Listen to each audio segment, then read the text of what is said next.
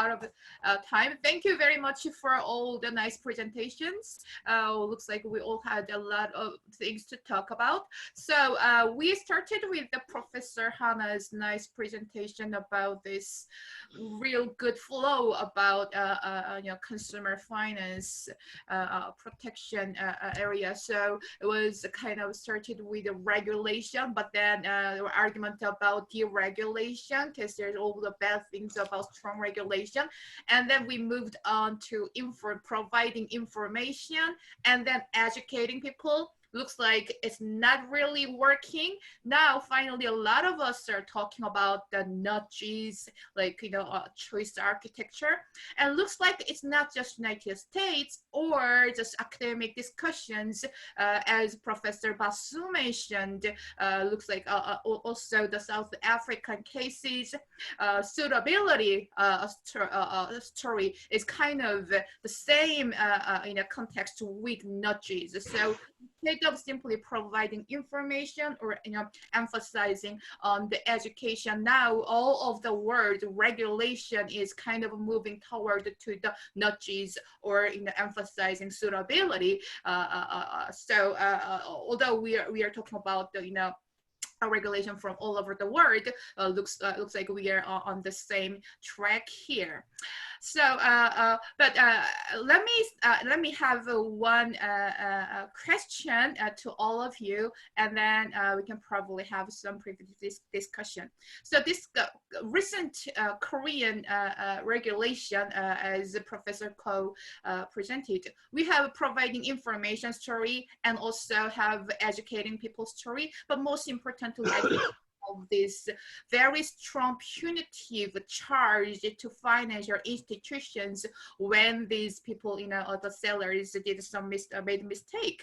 So if I link this story to our nudge and stability story, so to me, it's like nudge for good is really great, but nudge for bad is also possible, right? Like even though we talk about suitability nudges, then having very strong, punitive charge or penalty to these financial institutions for having, say, a nudge for bad, when, as Professor Shimolo mentioned, measuring financial well-being itself is not easy. And also when Professor Pasu mentioned, bad outcome, it's very hard to know whether the bad outcome is really because of this, financial advisors fault, or it's just simply something else. It's simply hard to know. And when that is the case, how to figure out what was, not for bad, and also, when people still have the choice to make, their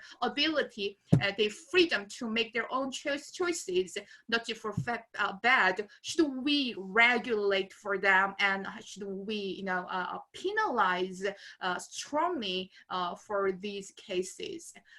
Any opinions or any, regulatory framework that you know of in your country will be a very interesting story to talk about.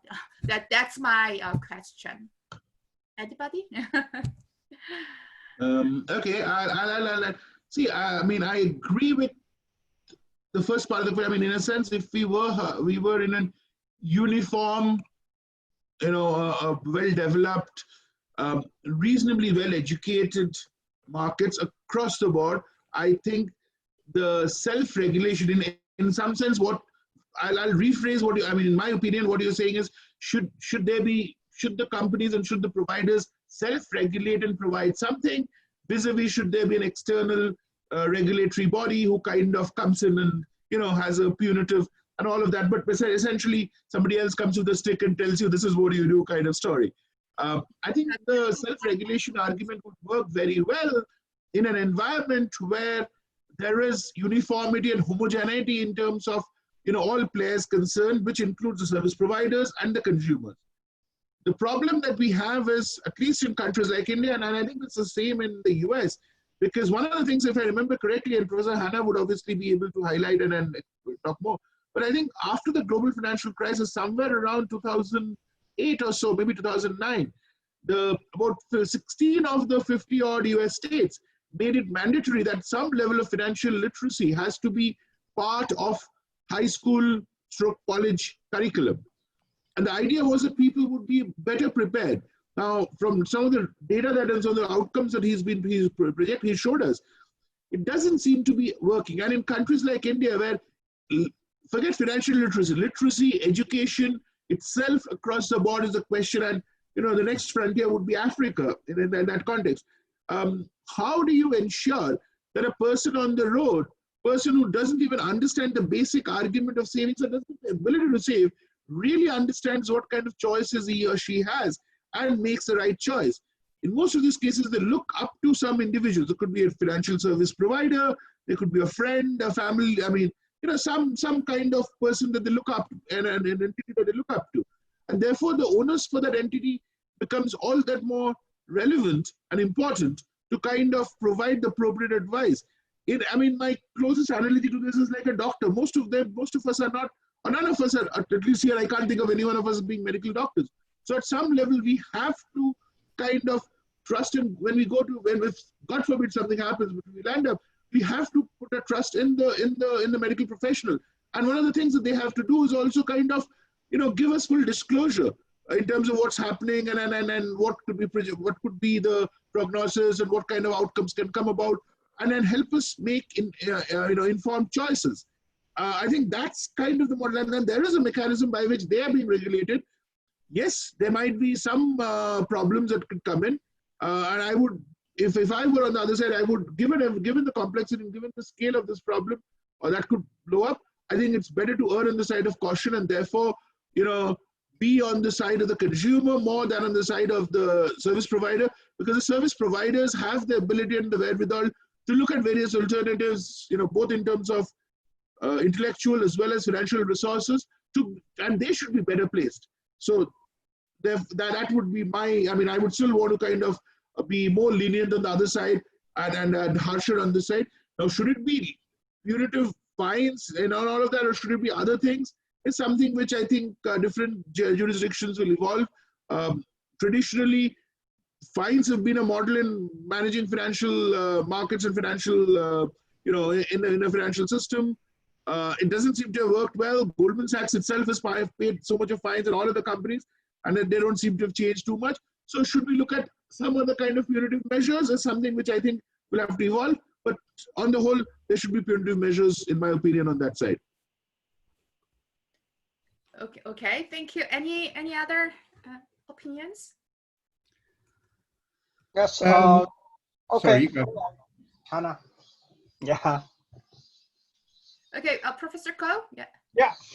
I think that you raised the good issues for protecting financial consumers in terms of the regulation and versus and financial education, such as other things. As I mentioned in my presentation, we have Korea. You have recently many mis-selling cases of the financial product, particularly by financial service providers, banks, and securities company. So now, and that's the reason why the Korean legislator enacted a new unified law for the purpose of the reinforcing of the protection of the financial consumers, which has a weak position compared with financial service providers, which has more privilege in terms of the information access. So therefore, I think the more strong regulation is inevitable to protect the financial consumers. That's the reason why recently our new law put many regulations in terms of regulating, in terms of protecting the financial consumers. Some of them is very peculiar or unique in generally perspective of the legal matters. Anyway, the Korean National Assembly had decided to take a more strong position toward protecting the financial consumers. So Professor Hana mentioned that you are very curious about the financial education and versus the regulation aspect. So my opinion is that we have some limitations for educating financial consumers in terms of protecting the financial consumers. Therefore, the more strong regulation for protecting the financial consumers is a very essential pathway for protecting the financial consumers. Therefore, our Korean regulators has the position toward enacting the new law and more enforcing the regulations. Of course, they are also taking the position for the educating the financial consumers by establishing a separate new council. That's the position of a Korean financial regulator. Therefore, I think that you have to make a balanced approach for in terms of the legal aspect or in terms of the financial education or other measures. This is the main thing why the most of countries should pursue in terms of the reinforcing the financial regulation. I think that's my thought. Okay, thank you. And Professor Shimolo? So I'd like to agree with Professor Ko that I think that there is a move towards a greater regulation. And the reasons for that are, in my view, I'm in agreement there with Professor Basu. To quote one author, he wasn't referring to, the author in question was referring to the capacity of depositors to exercise oversight of banks, but it ties in with what the analogy that Professor Basu was working towards with the doctors. The author said, it's about as practical as expecting people to perform surgery on themselves. And I think that there is a great need and a great emphasis and a great benefit in protecting, in educating consumers. But I don't believe for one moment that you can ever educate consumers to the point where they can protect themselves completely. And I can give you an example. I'm a well-educated person. I specialize in financial regulation. I have a PhD in this topic. I can't tell you what's going on with my pension plan because I'm not an actuary. I don't have the mathematical skills. I will never have those skills. And so there is some fallback that is needed. And I'm going to stick my neck out here and disagree with the eminent George Stigler here, who Professor Hannah quoted, who was of the view that we need less regulation. If consumers cannot ever be equipped to completely protect themselves, then one of the benefits that we have from living in a society is that we delegate that responsibility to our government. That is what we have a government for. That is why we have government. And while it is absolutely the case that regulators are captured, and we've seen extreme examples of that capture in Australia, what's the solution? Self-regulation? As one author put it, these, in referring to people in the financial industry, these rats are nimble. And I don't think that when they are offered the prospect of intergenerational wealth by defrauding their customers and by disadvantaging consumers, I don't believe that there is a practical, realistic, feasible, or ethically acceptable route to say self-regulate. And wherever we've seen self-regulation, we've seen it fail. We've seen industry colluding with itself so that the one hand washes the other. You scratch my back, I'll scratch yours. I won't come down on you for what you've done today, but you don't come down on me for what I might do tomorrow. And industry self-regulation can never impose the ultimate penalties. And the ultimate penalties are loss of license and deregistration for a company and jail time for directors. And these are the only credible ultimate forms of deterrence. And I see in a country like South Africa, where consumers are so vulnerable, and South Africa is typical of the majority of the world in that it's a developing country. The most that we can hope for is to educate consumers to the point where they understand the difference between a current account and a savings account. How can we educate, how can we bring consumers to the point where they can understand what's going on with an actuarially complex product like a pension fund? It's just not possible. So in the meantime, people are going to be ripped off. And that is why we need a strong government regulator to step in and do its job. And we haven't seen that in Australia under the Twin Peaks model. I believe that the Twin Peaks model is the superior architecture, because I believe that it is actually important to put the prudential regulator and the conduct regulator in conflict with one another. If they're not in conflict with one another, one will take precedence, the other will have to play second fiddle. One will become primary, one will become secondary, and then you're going to have problems. So one of the advantages that the Twin Peaks model provides is that it puts both of those regulators, it locks them in perpetual equality and perpetual conflict. And there are times when prudential requirements and consumer protection requirements move in opposite directions. For example, a prudential regulator will seek to have a greater, will seek to have fewer banks that are bigger and better capitalized. A consumer protection regulator will seek to have more consumer choice, which requires more banks that are smaller and less well capitalized. So those two determinants are antithetical to each other. Those two determinants are in perpetual conflict. And the only way you can address them, I believe, is to have each one of those requirements represented by a regulator of equal power. I think that the Twin Peaks architecture is superior for that reason. But the plumbing in Australia, I'm not talking now about the architecture, I'm talking about the implementation, the difference between architecture and plumbing. The plumbing in Australia has been catastrophically bad.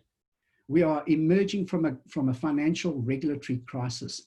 And one of the things that I've put forward to the government, and which I'm very pleased to say, after banging on their door for 6 years about this, they've now accepted this proposal and they've now put legislation before Parliament, is that we're going to have a financial regulator assessment authority in Australia, the purpose of which is to watch the watchers, a regulator to regulate the regulators. And there I draw almost entirely on the work of American scholars, Barth, Caprio, Levine. It dates back to the work of Charles Francis Adams in the 1860s, who proposed a Sunshine Commission to look over the railroad commissions. We need to have a regulator to regulate the regulators to ensure that capture is mitigated, that it's called out, and that it is exposed to the disinfecting light of sunlight. I see no other alternative. And in a developing country, I think that to say to consumers in a developing country, you must take responsibility for the choices you make when you don't have the skills to make those choices, is unfair and it's injudicious. And I think that part of the reason why the financial system is a special case, so we can have a debate about self-regulation in other industries, but the reason why the financial industry is a special case is because the financial industry's decisions and its liabilities are underwritten by the taxpayer. So there's a social contract. There is a need, in light of that social contract, there's a need in light of the fact that the taxpayer will bail out banks, in light of the fact that when the going is good for those banks, shareholders win. When the going is bad, taxpayers lose. That brings about a social contract. And that gives government not only the right, it gives it the responsibility to regulate that industry so that it doesn't become a burden on taxpayers. Anyway, those are my thoughts. Okay, thank you. So now, Professor Hanna, do you have any comments to add to this discussion? Well, the one thing I would add on to Andy's comment on the the competition versus having bigger companies be more stable and so forth, is is that in a sense, some types of regulation to protect consumers are probably easier to implement with big corporations. I mean, so an example would be if you were regulating nutrition labeling, restaurant labeling, it's easier to deal with a few big companies like McDonald's than it is with thousands of small restaurants. So in fact, usually there's like an exception or something like that.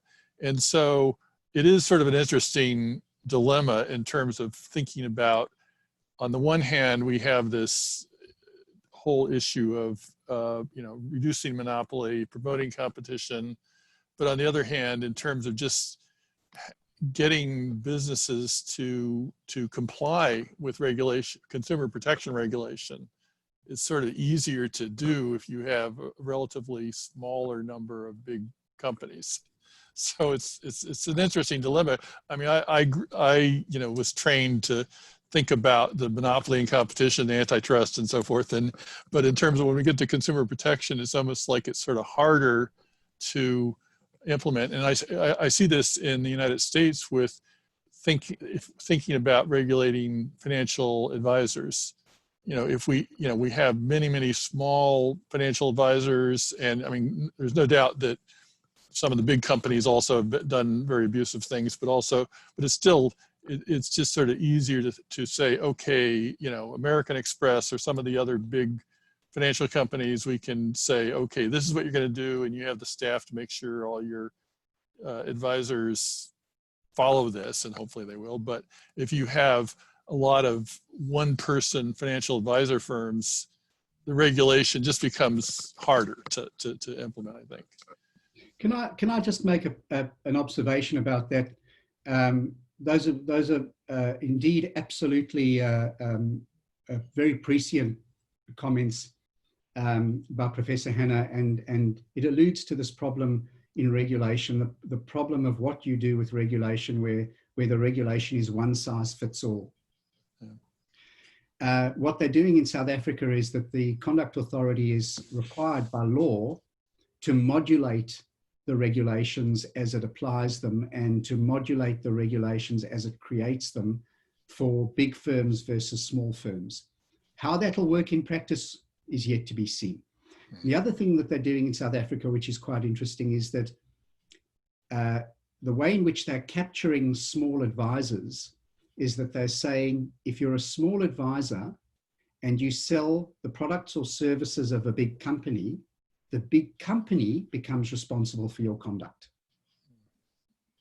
So that's quite an interesting way of kind of intruding into the small advisor and getting the resources of big companies to be deployed to take responsibility for the conduct of those small advisors. And something else I wanted to mention, which I forgot to mention in relation to Professor Koh's speech, is that I'm struck by the similarities. Professor Koh and I are both lawyers, so words matter. And I'm struck by the similarities between the reforms that are going on in South Africa and the reforms that are going on in Korea. And in fact, the 6 principles that Professor Koh put up are actually 6 of the 9 chapters of the Conduct of Financial Institutions Bill in South Africa. So isn't that interesting that there's this convergence here between 2 countries? The only thing that they have in common is that they both have the word South in their name. I don't think that there's any other degree of cross-hybridization between South Korea and South Africa. Yet, by different routes, these 2 countries have come to the same conclusions, and I think that's quite exciting. Yeah, let me point to one thing that I think Professor Shimura is bring a good idea for the 6 principles in Korea and the South Africa cases. It seems to me that now the rules or regulation over financial consumer protection is a kind of a convergence toward global standard. It's very good implication in South Korea's rules and South Africa's rules. And discussion of the 6 principles in Korea is a very controversial issue. even though now some rules are applied to the financial services providers who sells the financial product. However, the government position is to that extend the application of the so-called COB6 principle to other financial product now is excluded from the current law.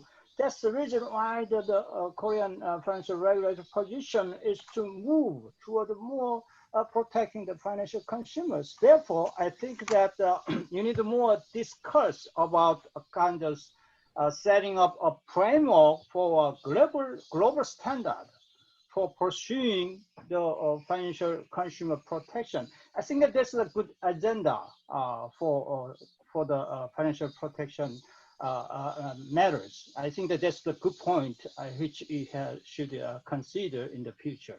Okay. Okay. We should check what's going on in any other country that has the word South in the name. What, South Yemen? South Korea.